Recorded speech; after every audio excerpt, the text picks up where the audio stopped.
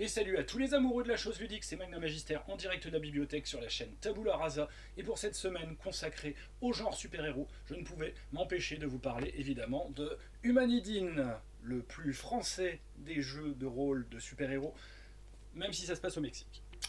Alors Humanidine, eh ben voilà, c'est un jeu qui fait à peu près, je dirais, l'unanimité, on va dire, de ceux qui connaissent, on va dire, le genre super-héros, puisque voilà, c'est un jeu qui est très très aimé et très prisé, on va dire, de la communauté des vrais amoureux de jeux de super-héros, dont je suis, et pour lequel, on va dire, en effet, j'ai beaucoup d'affection, même si c'est un jeu que j'ai eu énormément de plaisir à lire, que je pense vraiment qui est extrêmement intéressant. Le problème, évidemment, c'est que je n'ai jamais eu, malheureusement, l'occasion de pouvoir le proposer et de le jouer. Donc moi, je vais vous parler d'un jeu que j'ai eu plaisir à lire, plus qu'à jouer. Ça arrive de temps en temps, je vous en propose aussi. Mais ça n'empêche pas que voilà, ce jeu, je l'aime énormément, qu'il m'a beaucoup inspiré, qu'il m'a beaucoup, on va dire, permis de voir en fait toutes les potentialités justement de ce que pouvait être le genre super-héros que j'affectionne tant. Et en tout cas, il a le mérite d'être vraiment et d'avoir été fait en tout cas par des connaisseurs, puisque donc les auteurs, évidemment, il s'agit pour cette édition unique et seule donc voilà de Willy Favre et de Julien Elbrock qui ont été, on va dire, voilà les auteurs chez 7ème Cercle pour l'édition de cet opus qui ne compte en fait réellement que dans la gamme un livre qui contenait évidemment son écran et un seul supplément, on va dire, officiel paru, les nouveaux Russes. À savoir qu'il y a malgré tout, et je vais vous les montrer puisque je les ai tous de près ou de loin sortis, on va dire en version papier, plein de suppléments gratuits qui étaient disponibles au niveau, on va dire, des sites. Hein. Mais bon, là, j'ai fait une recherche juste avant justement de faire la vidéo et j'ai pu voir que c'était un petit peu compliqué. Il y a quelques petites choses qui sont encore disponibles donc sur comment dire, le labo de Bob. Voilà, le site justement de tous les jeux de près ou de loin qui ont été faits par Willy Favre et Julien Hilbrock justement. Et donc il y a quelques petites choses qui sont encore disponibles. Voilà, même si toutes les dates ne sont pas notées, donc il y a certains suppléments, je ne sais plus à quelle date ils sont sortis. Mais bon, ça c'est pas très très grave, l'important c'est que vous puissiez vous les procurer. Alors Humanidine, eh ben, c'est une proposition ludique, on va dire assez classique dans le monde des super-héros, mais suffisamment originale de par son cadre pour, on va dire, avoir notre intérêt et en tout cas satisfaire énormément les fans du genre super-héros, dans la mesure aussi où il est bourré évidemment de petites références, de clins d'œil, voilà, de petits easter eggs comme ça, comme on dit vulgairement, pour, on va dire, nous satisfaire, nous en tant que fans de comics, où on va retrouver, on va dire, la petite référence qui fait plaisir. Le monde donc on imagine en fait que nous sommes dans un monde où les héros existent, les super héros qui est considéré comme une mutation existent donc depuis les années 50 et donc on joue en 2010 donc dans la ville de San Sepulcro qui est la capitale on va dire d'un état fictif qui a été créé justement à l'issue on va dire d'une guerre techniquement ouais voilà c'est vraiment une guerre entre les humains justement et les super héros, enfin les super héros, les gens dotés de pouvoir qu'ils appellent plutôt post-humains ou mutants, ça dépend on va dire si vous êtes plus ou moins poli avec les gens. Et donc voilà, cette création s'est faite réellement dans la douleur, dans la mesure où les super héros, enfin en tout cas les gens dotés de pouvoir, il va falloir que je dise, voilà, ou post-humains, créent énormément de problèmes, ont été évidemment utilisés par les États, ont causé, on va dire, pas mal de dégâts. Et à un moment, évidemment, ils n'ont eu qu'un seul choix, c'était, on va dire, de se réfugier au Mexique, qui était le seul État qui voulait bel et bien les accepter. Et donc ça, c'était dans les années 80. Enfin, fin des années 70, début des années 80. Et évidemment, voilà, les États-Unis qui sont toujours prompts à faire tout et n'importe quoi, évidemment, n'étaient pas d'accord avec, on va dire, ces mutants, on va dire, ces post-humains qui de près ou de loin commencent à prendre trop d'importance au sein d'un pays frontalier au leur. Et à l'instar, on va dire, de ce qu'ils avaient fait avec Cuba, ont commencé à pointer des missiles, on va dire, depuis une plateforme dans les Caraïbes vers justement le Mexique. Le groupe, évidemment, qui était le groupe de héros entre guillemets qui était là pour quelque peu défendre les post-humains et on va dire le Mexique euh, ont donc été dans la mer de Cortés d'où le nom de l'incident Cortez, hein, qui va avoir lieu en 82, et va justement, ils vont se confronter en fait justement à des post-humains comme eux qui défendent cette plateforme. Il va y avoir évidemment un gros incident. Bon, évidemment, il y a tout un secret là-dessous qui va se dévoiler, on va dire, avec la campagne justement, où donc il y a plusieurs des membres donc, de ce groupe qui s'appelle Revolution, qui compte donc 5 membres. Oui, c'est 5 membres, hein, si mes souvenirs sont bons. Je ne dis pas de bêtises, mais il y en a quand même pas mal dans le. Non, ils sont 4, pardon. Si, c'était bien 5 membres au départ, mais il y en a en tout cas 2 qui sont morts, justement là-dedans, puisqu'il y en a un en fait qui va se faire toucher visiblement on va dire, un pouvoir particulièrement puissant qui va le déchirer et donc qui va libérer, en fait, puisque c'était il s'appelait donc Four Ocello, et donc c'est un astronaute qui avait été doté de pouvoir, on va dire, sur justement l'atome, et donc il va libérer une grande dose, on va dire, de radioactivité un peu partout. Il va tuer, on va dire, d'ailleurs une de ses camarades. Euh, bon, il y en a quelques-uns qui sont encore vivants, hein, qui vont d'ailleurs, pour l'un d'eux, le chaman justement Serpent Plume, faire partie justement de comment dire, la société humanidine qui nous concerne dans ce jeu. Et donc, suite à cet incident, toute la région, une grosse partie en fait, du Mexique va être purement et simplement complètement vitrifiée, hein, impropre à la vie. Et ça va permettre, un peu par la force des choses, de créer un État indépendant. Cet État justement donc de Madre Salva, qui est en fait une jungle, hein, complètement radioactive, hein, d'une certaine manière, avec donc des espèces en mutation extrêmement dangereuses, qui font l'objet d'ailleurs d'un supplément, hein, dans la gamme, en tout cas dans la gamme en PDF. Et il va falloir, puisque tous les j'allais dire encore méta-humains, c'est le terme utilisé dans l'univers d'ici, les post-humains, pardon, vont évidemment être attirés vers ce nouvel état, comme ils avaient été avant attirés par le Mexique, hein, qui avait bien voulu les accueillir.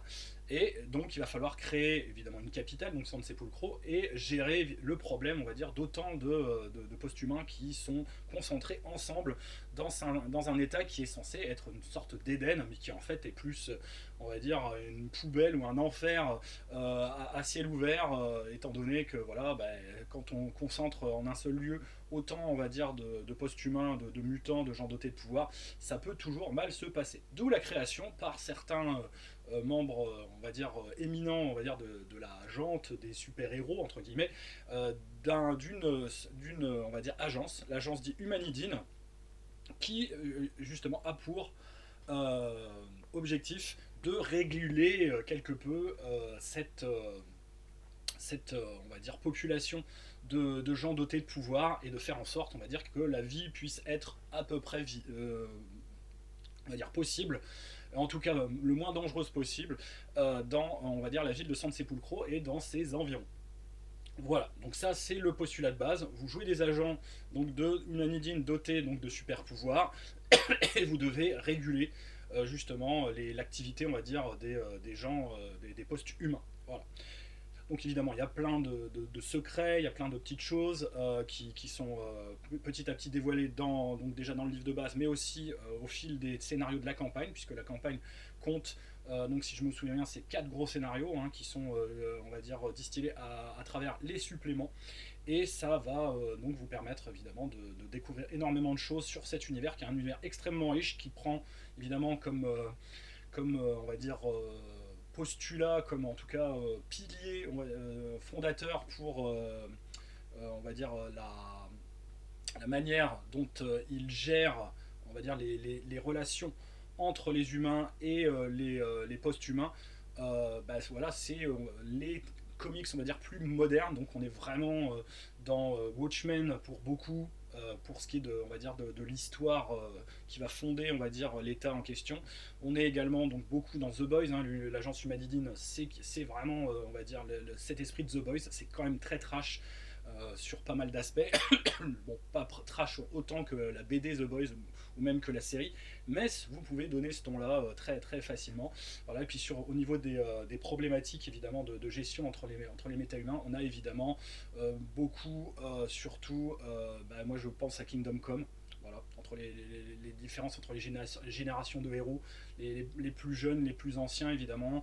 Voilà, il y a également cela. Donc il y a plein de très très bonnes, en tout cas références, de très très bonnes inspirations qui font un univers vraiment intéressant et unique dans un cadre en tout cas très original qui est celui justement du Mexique. Voilà. Alors, pour ce qui est de la gamme, d'ailleurs j'ai oublié de vous parler avant de vous parler, on va dire, de tous les suppléments de la gamme, la feuille de personnage que voici, donc version couleur, pour pouvoir vous parler un petit peu de comment dire, du système de jeu. Alors le système de jeu au niveau de la résolution, c'est assez simple en fait, c'est uniquement avec des D6, enfin on peut prendre aussi d'autres dés, mais bon, techniquement avec des D6 c'est le plus simple.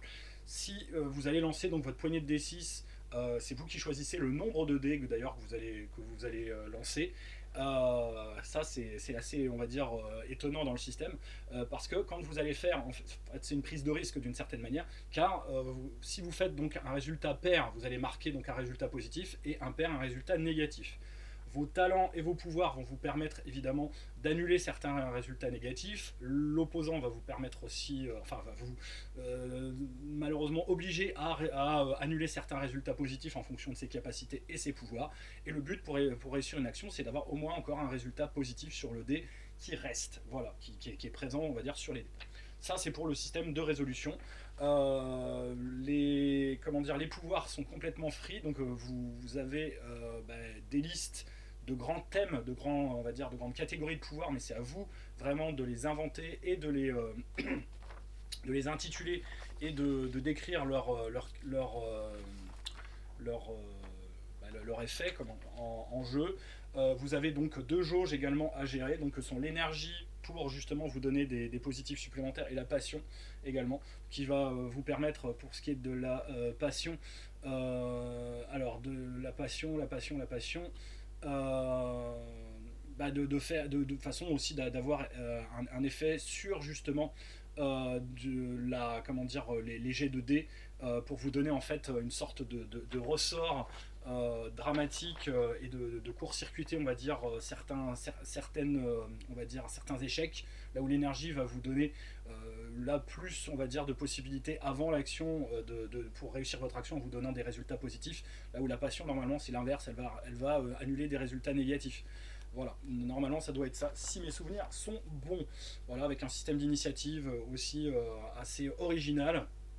Toutes les valeurs donc vont généralement de 1 à 5 à peu près, voilà, 2 c'est pour l'échelle humaine moyenne, mais vous pouvez aller vraiment avec des capacités jusqu'à peu près 15, et chaque pouvoir va être associé à, et donc ça il faut que je vous le montre sur l'écran, des fameuses tables de paramètres, oui elles viennent de là, qui permettent en fait de jauger un peu l'effet d'un pouvoir dans le monde, par rapport à des valeurs physiques, que sont donc voilà, la distance, le temps, l'aire d'effet, le poids, la solidité, la vitesse, et donc ça va donner aussi les dommages et la difficulté de l'action. Voilà.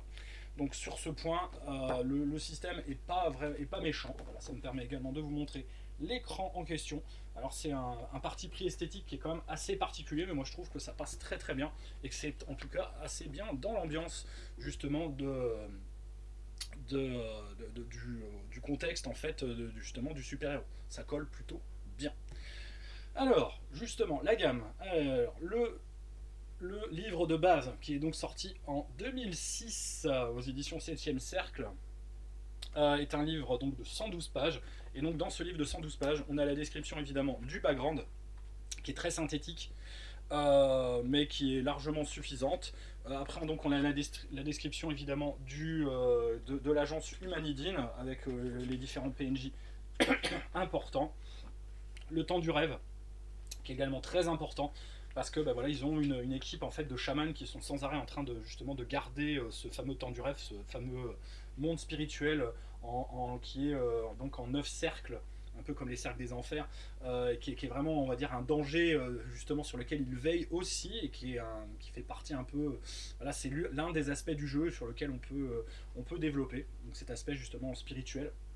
Après, on va vous décrire évidemment le système de création de personnages avec les atouts et handicaps, les différents talents, donc les fameuses tables de paramètres pour justement savoir à peu près à quoi correspond votre vaisseau, vos pouvoirs.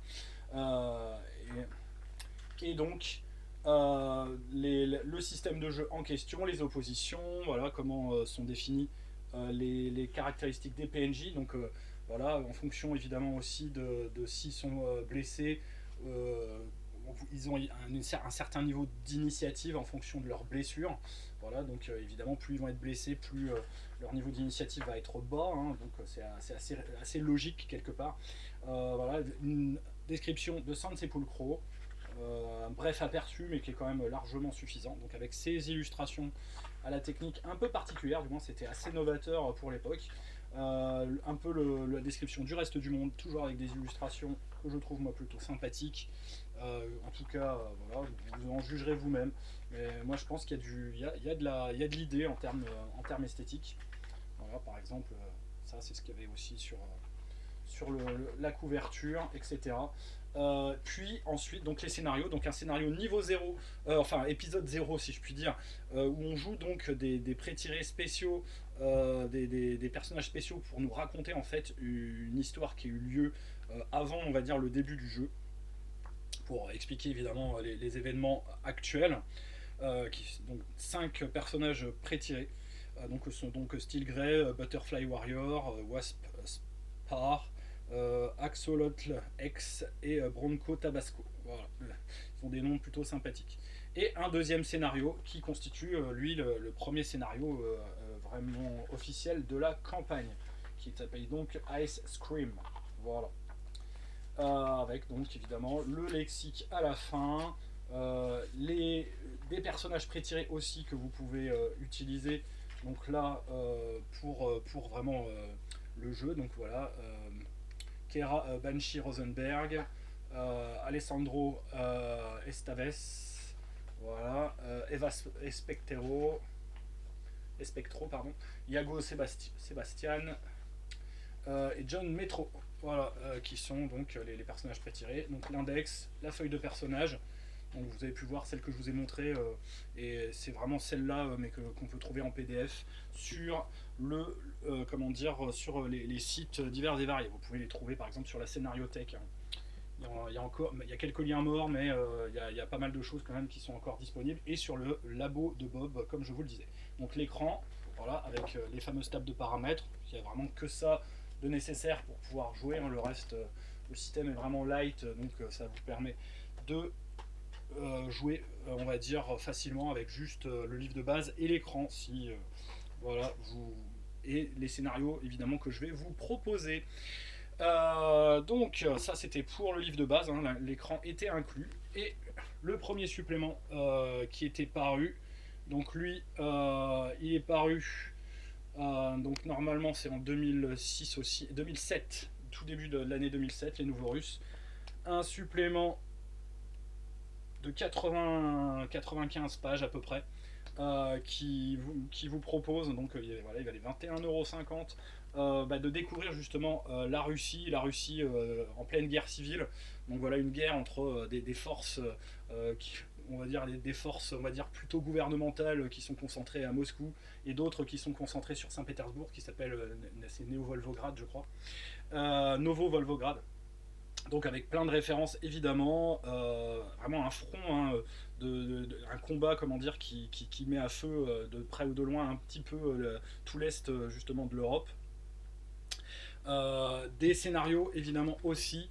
Donc il y a des scénarios qu'on appelle, alors, dans la série, des loners. Donc les loners, c'est les scénarios qui peuvent se jouer en stand alone, donc c'est-à-dire qui sont on va dire justement hors de la campagne, entre guillemets. Donc là, il y en a trois. Donc il y a les damnés de la terre, l'ombre du Vodianoï, et Russe blanc, et Margarita Frozen. Voilà. Donc je crois que tous les scénarios, comment dire, sont indépendants de la campagne, si mes souvenirs sont bons. Si je ne dis pas de bêtises, en tout cas, j'ai pas de. Normalement, ils sont notés, hein, quand ils sont dans la campagne. Ouais, c'est 0,1. Là, celui-là. Ouais, non, ils sont pas notés. Donc, ça veut dire qu'ils font ils sont indépendants de la campagne et qu'on peut les jouer voilà, comme contexte indépendant, mais qui n'en est pas moins, on va dire, super intéressant. Donc après, on va dire avoir connu justement le Mexique, eh ben, vous avez la possibilité de faire un petit peu vos dents, mais il y a un lien quand même avec l'agence Humanidine, qui du coup, on apprend qu'elle n'est pas présente que justement au Mexique, et pour gérer les affaires, on va dire, dans Madre Salva et dans San Sepulcro, mais aussi, on va dire, à gérer des affaires hors de sa juridiction, on va dire, territoriale. Alors, au niveau des scénarios, ce qui était paru. Alors, il y avait un petit scénario d'introduction rapide, voilà, qui fait 4 pages, hein, mais qui est bien, on va dire, pour se mettre, on va dire, pour se mettre en route, si je puis dire, voilà, faire une petite séance de genre 2-3 heures, après avoir peut-être créé les personnages, et on va dire faire on va dire une première petite partie, première petite mission, donc poursuite, où donc voilà, les personnages sont invités à arrêter, comment dire, un speedster, donc un individu doté de pouvoir, évidemment, de vitesse, qui fout le bordel dans la ville, et ça donne lieu évidemment à plein de scènes de sauvetage, d'action, qui sont plutôt intéressantes à jouer. Alors dans les comment dire les suppléments également qui sont sortis, le premier d'entre eux en PDF, c'était donc The Monstrous Soul, donc voilà, qui constitue l'épisode 3 justement de la campagne. Et donc, bah, ça vous propose tout simplement un scénario complet, qui donc fait partie de la campagne, qui s'appelle justement The Monstrous Soul, voilà, et qui fait suite aux 2 scénarios donc du livre de base, et avec en plus des aides de jeu donc sur un groupe de super-héros, le Pentagramme, et des mécanismes dits d'interludos aussi, donc pour mettre en place en fait des petits événements, des sortes de petites interventions minutes, des idées en fait justement de petites scènes en fait, qui peuvent être intégrées comme vous le voulez au sein donc d'un scénario officiel, qui indique voilà, que vos personnages ont besoin de faire des interventions rapides dans certains cas, voilà. Donc un supplément d'une vingtaine de pages qui voilà, poursuit la campagne et donne quelques petites règles supplémentaires, quelques petits aides de jeu, mais rien de bien méchant. Ensuite, nous avons en 2008, dernier supplément paru officiellement dans la gamme, Wonder Londres. Voilà, un gros supplément, là, cette fois-ci, un gros supplément PDF de 70 pages tout de même, qui vous décrit Londres, mais voilà, le Londres, on va dire, des mutants justement, qui sont quelque peu enclavés dans dans leur propre pays, voilà, avec toute une ambiance, on va dire, autour d'Alice au Pays des Merveilles, et des personnages justement de Lewis Carroll, qui sont, on va dire, à la tête justement de la Grande-Bretagne et justement du pays, comme par exemple la Reine de Cœur. Donc on vous décrit déjà l'historique de Londres, ses spécificités, donc ça fait vraiment un nouveau cadre, un complet, en plus voilà, de celui de la Russie et de celui justement de base de San Sepulcro. Après, on vous décrit donc tous les habitants, les personnages vraiment très importants donc, de cette enclave de 60 000 individus dotés de pouvoir à gérer. Ça doit quand même être assez particulier, si je puis dire, et qui sont donc complètement isolés du reste du monde parce que évidemment les humains ne veulent pas en entendre parler.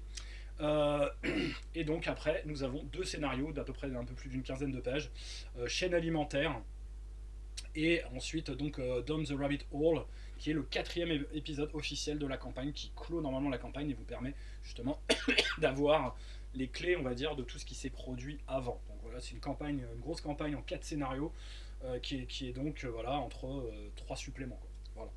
Et donc 2 sont gratuits tout de même. Donc il vous suffit juste de trouver le livre de base et vous pourrez normalement assez facilement trouver tout cela. Voilà, donc avec toujours une qualité quand même plutôt qui est loin d'être une qualité, on va dire, c'est pas de l'amateur, hein.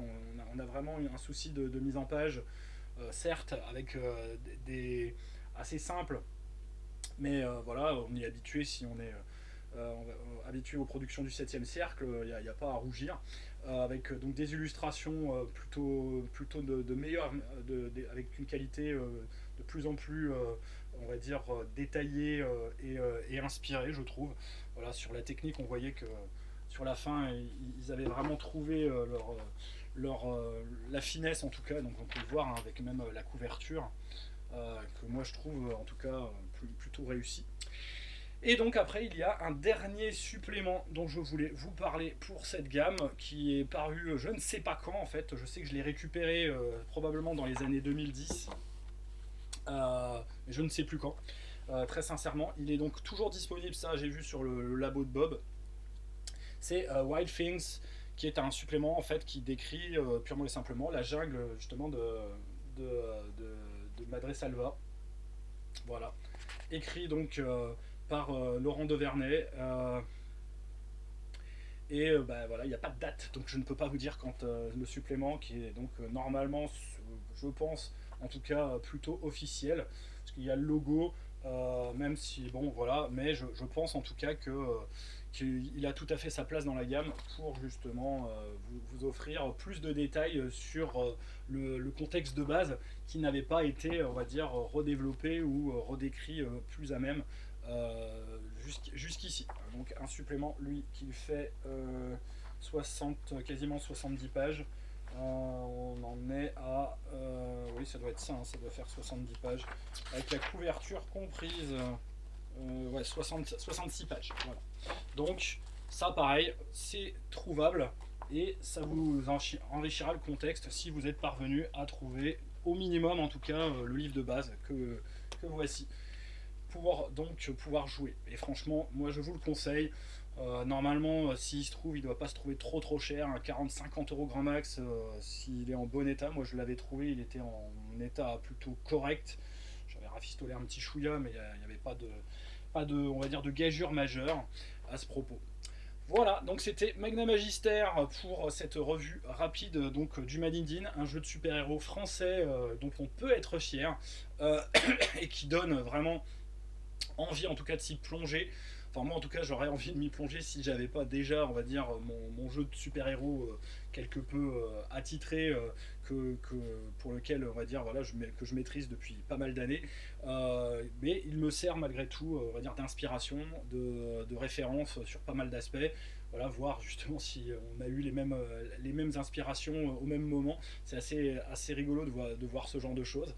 En tout cas, bah, je peux voir que dans on va dire, tout le panel en tout cas de jeux de super-héros en France, on a vraiment, nous aussi, on va dire, on peut s'enorgueillir en tout cas d'avoir des jeux de rôle comme ceci extrêmement intéressants. Donc bah, voilà, Humanidine, mais aussi voilà, je vous en parlerai dans une autre vidéo plus tard, mais Hexagon Universe, pareil, un univers français et une gamme vraiment d'excellente qualité également, donc on n'a pas à rougir. Il n'y a pas que les Américains qui savent faire du bon jeu de genre super-héros, ils en ont fait aussi du mauvais.